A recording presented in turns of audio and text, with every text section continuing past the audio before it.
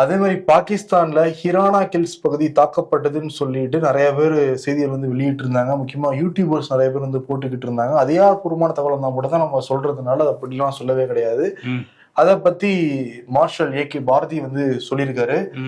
கிரானா ஹில்ஸை நம்ம வந்து தாக்கவே கிடையாது. கிரானா ஹில்ஸ்ல தான் பாகிஸ்தானுடைய அணு ஆயுதங்கள், அந்த அணு ஆயுத கிடங்குகள் எல்லாமே இருக்குன்னு குறிப்பிடுறாங்க.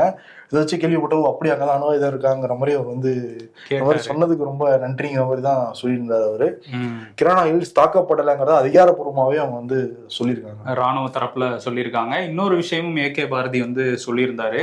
என்னன்னா, சைனாவோட மிசைல்ஸ் எல்லாம் பயன்படுத்துறாங்க பாகிஸ்தான், அவங்களோட ஆயுதங்களை பயன்படுத்துறாங்க, அதை நாங்க கண்டுபிடிச்சிருக்கோம் அப்படிங்கறத சொல்லியிருந்தாரு.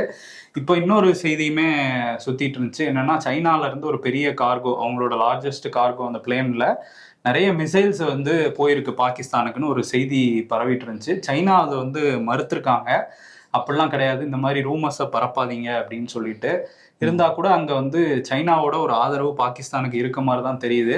அதான் இரும்புக்கரம் கொண்டு நாங்க ஆதரிக்கிறோம்னு சொல்லிட்டாங்களே சைனா வந்து பாகிஸ்தான். ஆயுத உதவியும் இப்ப போய்கிட்டு இருக்க மாதிரி தான் நமக்கு வெளியிருந்து பார்க்கும்போது தெரியுது. இதுதான் சில பல மாதங்களுக்கு முன்னாடி ராகுல் காந்தி வந்து நாடாளுமன்றத்துல பேசும்போது சொல்லியிருந்தாரு, நம்ம வெளியுறவு கொள்கையில பல சொதப்பல் பண்ணிட்டு இருக்காங்க மோடி கவர்மெண்ட், அதனால பாகிஸ்தானும் சீனாவும் ரொம்ப க்ளோஸ் ஆகிட்டு இருக்காங்க, இது டேஞ்சர்னு சொல்லியிருந்தாரு.